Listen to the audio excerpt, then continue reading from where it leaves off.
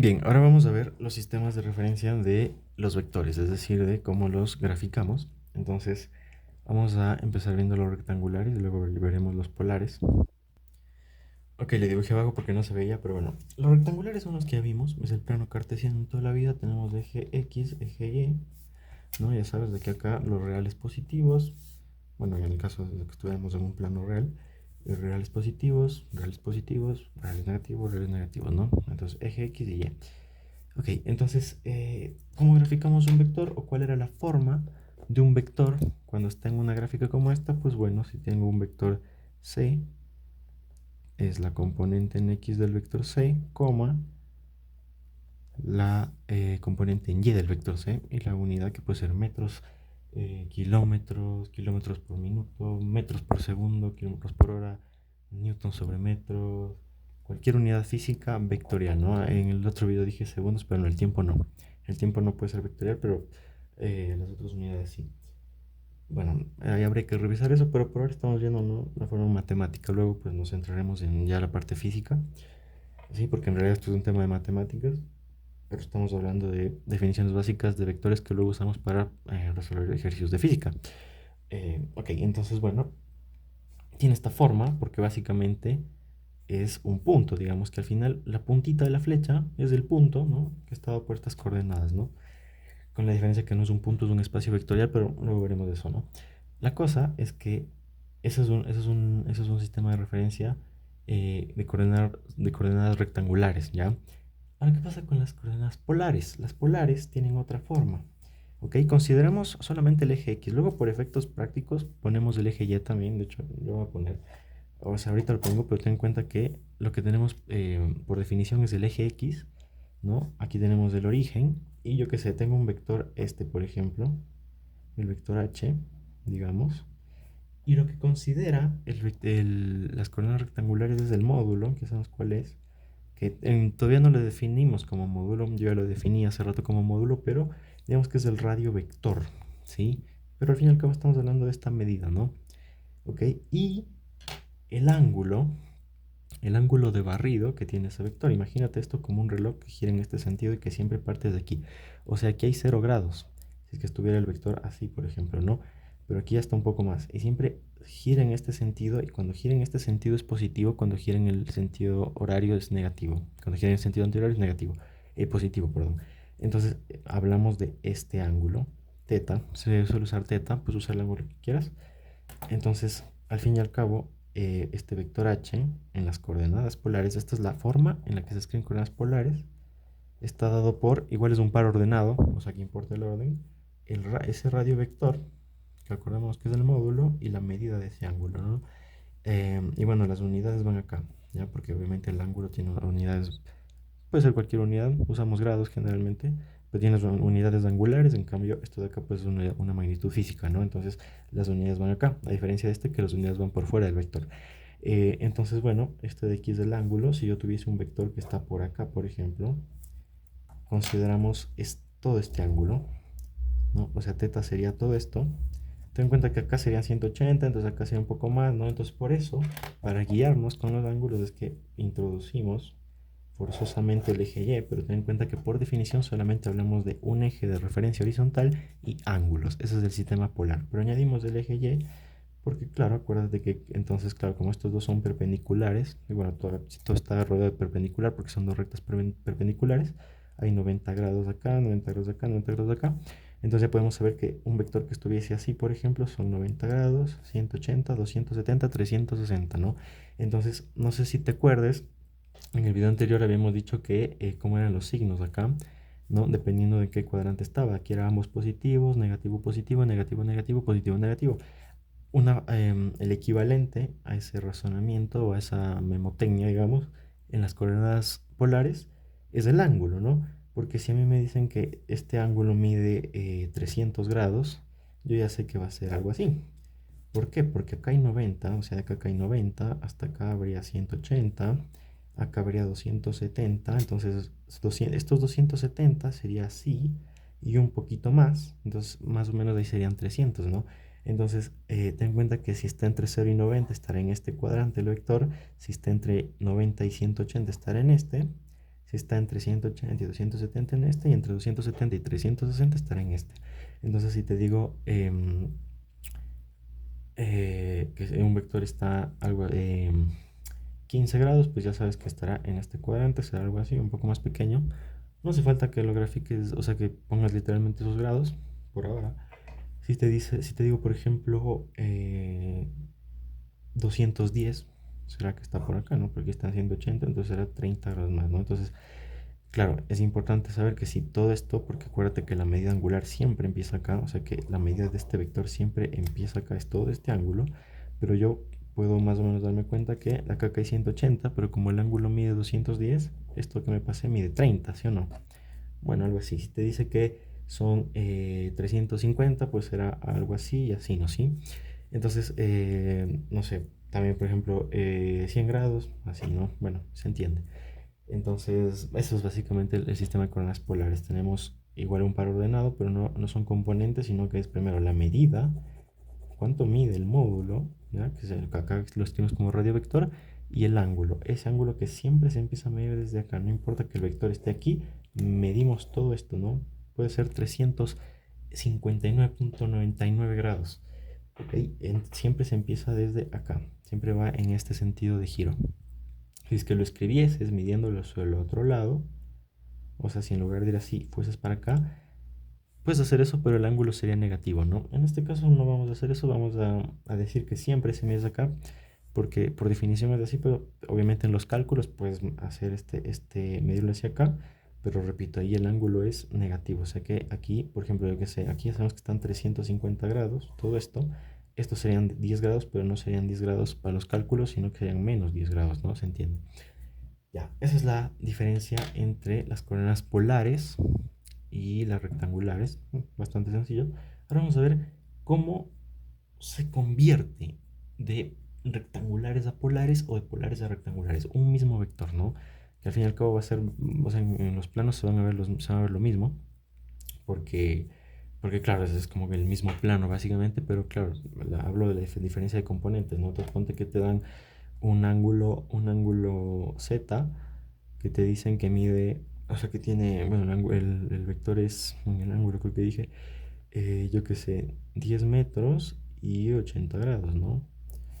Entonces te dicen que eso lo transformes a rectangulares, ¿no? Entonces tienes que pasar de esto a esto, ¿no? Que sería un vector, a ver, 10 metros, bueno, ya, el tamaño de esto, bueno, digamos que es 10 metros, ¿no? Y 80 sería por acá, ¿sí o no? Entonces ya sabemos que es positivo y positivo, pero claro, quiero conocer estas componentes para escribirlo en esta forma. Y lo mismo al revés, si tengo un ángulo, yo que sé, perdón, un vector, yo que sé, D, que es 8 y menos 3 metros, a ver, yo ya sé que como es positivo o negativo va a estar por aquí, ¿no? O sea, 8, pues yo que sé, pues digamos que es algo así, pero claro, si yo quiero que pasar esto a polares, entonces necesito saber qué, necesito saber cuánto mide este ángulo, ¿no? Y saber cuánto mide esto que es el módulo. Entonces, ahorita vamos a ver un ejemplo de cómo hacer eso. Ya, estos son los dos sistemas que vamos a ocupar de referencia. Hay más, claro, existen los geográficos. Ese también deberíamos verlo. Se parecen un poco a los polares. En los geográficos, ¿no? Ocupamos norte, sur, este, oeste. Ocupamos, bueno, están los... claro, bueno, aquí estamos, otra cosa que no dije ni en el anterior video ni en este es que estamos en el plano, pero podemos estar en el espacio, ¿no? Entonces dimensiona que hay un par de generalizaciones, hay un par de conceptos nuevos, pero en teoría si estudiamos primero en el plano, luego podemos ver en el espacio, ¿no? Igual a lo mejor luego lo vemos un poco, pero ten en cuenta que es lo mismo, ¿no? Obviamente un vector en el espacio pues tiene tres componentes, ¿no? En el eje X, en el eje Y, ya nos está viendo, en el eje Y en el eje Z. ¿Sí o no? Entonces tendría que tener tres componentes, ¿no? Pero bueno, y estaba diciendo que hay las geográficas, existen también las cilíndricas, que se ocupa justamente para el de tres dimensiones, y muchas más. Pero bueno, ahora vamos solamente a ver rectangulares y polares, y ahora vamos a ver un ejemplo de cómo se transforma un mismo vector y cambiar la forma de escribirlo, ¿no? Lo escribimos en formato rectangular, vamos a pasar a formato polar y viceversa. Ok, puse el ejemplo que vimos hace rato que ya conocíamos porque, pero, bueno, es un ejemplo fácil, ¿no? No pongo los numeritos en los ejes porque ya se entiende que estoy ocupando cada cuadradito del cuaderno como una unidad. Es importante la escala también, pero aquí lo vemos por encima. Pero bueno, claro, ¿no? Lo ideal sería que vayas poniendo los números, pero yo me guío por el número de cuadraditos, no importa, o sea, 1, 2, 3, lo mismo hacia arriba, ¿no? Entonces, este es mi vector F. Los vectores siempre van con letras mayúsculas, ¿no? Y la flecha, obviamente. No lo dije porque se sobreentiende, pero si estás escribiendo un vector, tienes que poner la flecha. Si no pones la flecha, es que es un punto, ¿ok? Bueno, entonces, este vector F, ya lo conocemos, tiene componentes 3 en X y 4 en Y. ¿Ya? Este es el vector F, este de aquí es el módulo del vector F, o sea, me refiero a la medida de esto. Entonces ya, esto de aquí está en que en coordenadas rectangulares, ¿no? Quiero pasar a polares. Entonces, lo primero que vamos a ver es que vamos a hacerlo acá abajo, ¿no? Entonces, a ver, el vector F en coordenadas rectangulares, ¿cómo está? ¿Cuál es el formato, digamos? Pues bueno, será la componente en X del vector F y la componente en Y, el vector F en metros, ¿no? Porque estoy trabajando con metros. Y así es como está escrito, ¿no? En este caso, esto es 3 y esto es 4 metros, ¿no?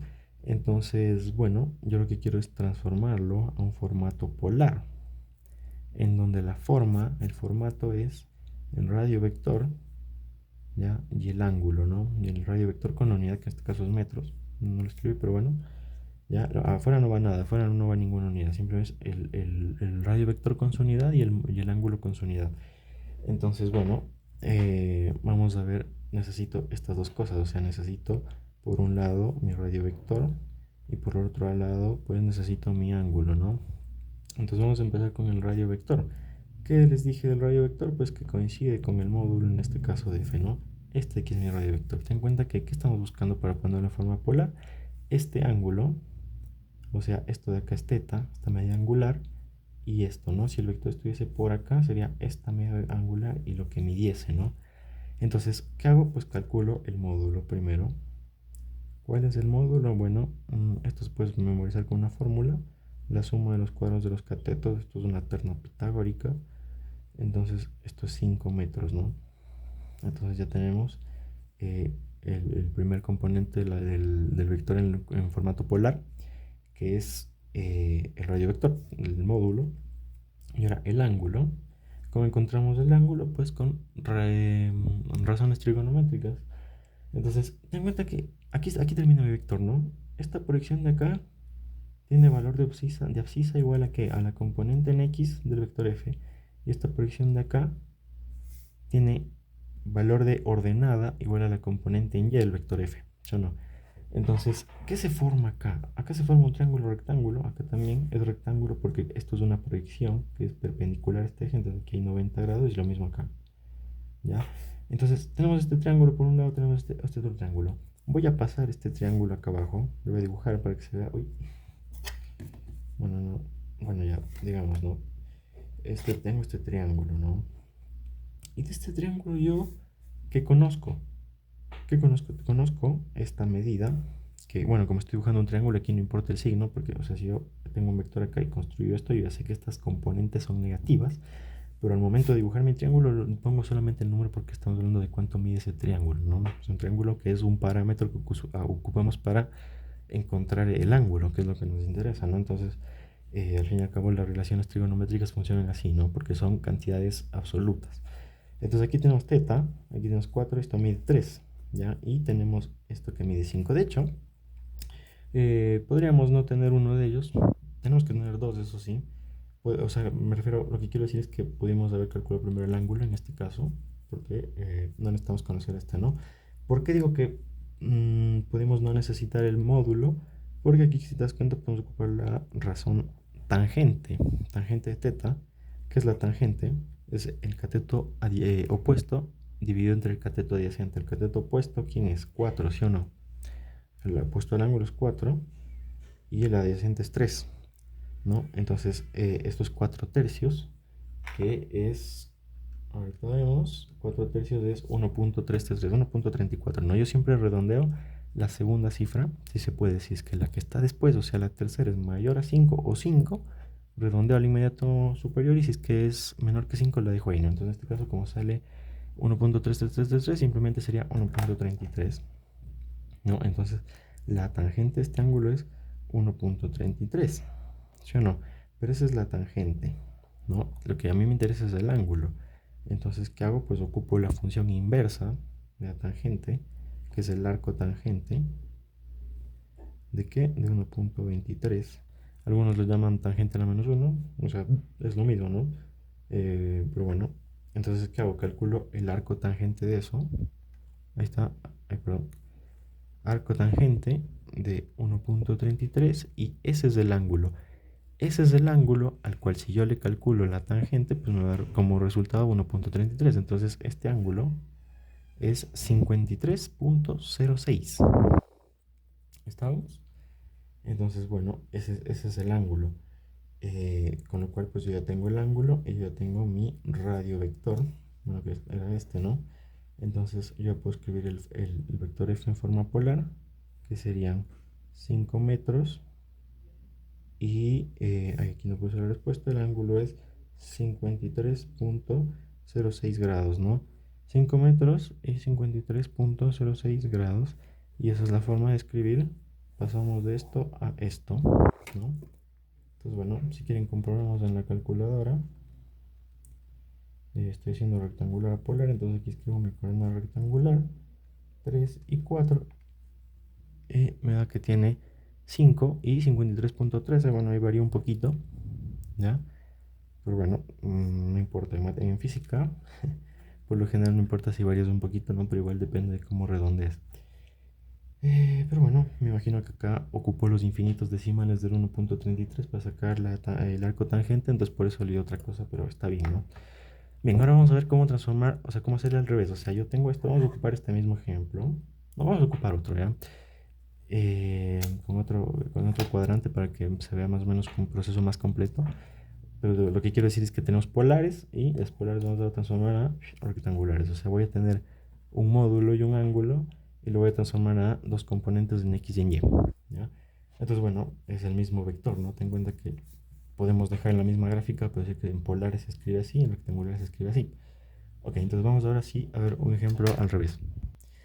Bien, entonces ahora sí vamos a hacer el ejemplo opuesto. Ahora vamos a transformar unas coordenadas polares a rectangulares para escribir el mismo vector, ¿no? Una cosa que no dije es que no se vayan a memorizar como una terna pitagórica, es decir, un vector que tiene 3 y 4 no siempre va a tener este ángulo. O sea, me refiero sin tomar en cuenta el orden, ¿no? Porque si fuese 4 y 3, ten en cuenta que si fuese 4 y 3 sería pues así, sería menos ángulo, ¿no es cierto? Entonces no es lo mismo a pesar de que tengan las componentes, importa el orden. Pero bueno, ya. Aquí sí dibujé, aquí sí cambié la escala porque, bueno, por el ejemplo que me inventé, ya.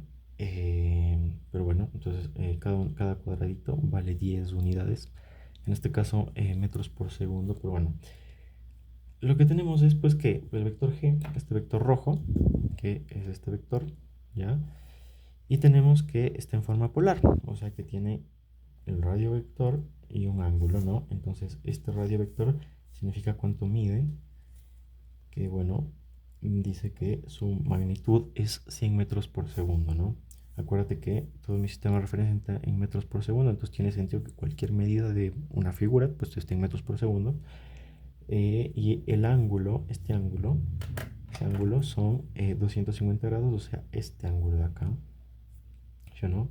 Entonces, claro, si solo no te dan el vector y dices, bueno, ¿cómo lo grafico? Pues ten en cuenta, claro, ten en cuenta el ángulo, ¿no? Entonces, si yo lo dibujé acá, porque sé que son 250, entonces acá hasta acá son 180, hasta acá 270, este va a estar por aquí, bueno, un poco por acá, no importa.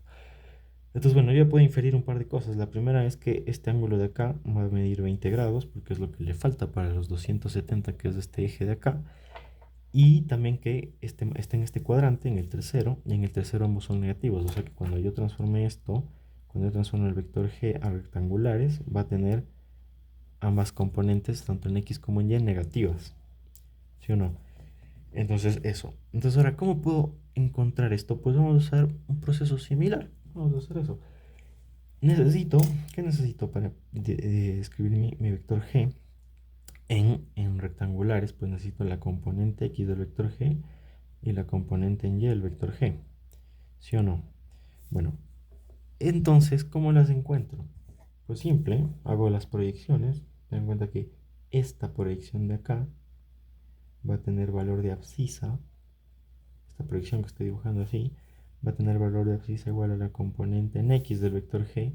Y esta proyección de acá, aquí debe ser perpendicular así, va a tener valor de ordenada igual a la componente en y del vector g. Entonces básicamente lo que quiero es contrariar este valor, ¿sí? Por eso es que es negativo, este también es negativo en el eje y este valor. Y los escribo de forma ordenada x, y. Entonces, bueno, ¿cómo le puedo hacer? Bueno, ¿qué se formó acá? Un triángulo rectángulo, aquí se formó uno, aquí se formó otro. Entonces puedes ocupar el que quieras. Si es que yo ocupo esto, pues bueno, tengo que saber cuánto mide este ángulo, ¿no? Entonces, claro, si quiero ocupar este que está de cabeza, ¿no? Este. Entonces, si yo quiero encontrar este ángulo, ¿no? ¿Cómo lo encuentro? Pues sencillo, ¿no? Puedo escribir el cálculo, no lo voy a hacer, pero claro, si acá son 180 o 170 menos 20, o sea que de acá a acá serían 50, 50, no, perdón, 70, ¿no? Porque hasta acá son 180, entonces acá son 50, ¿no? O sea, en realidad acá son 90 porque esto es este cuadrante, pero como le quité 20 son 70, o sea, este ángulo mide 70. Si quieres ocupar este triángulo, si quieres ocupar este, como ya escribimos el ángulo, pues son 20, ¿no? Puedes ocupar el que quieras.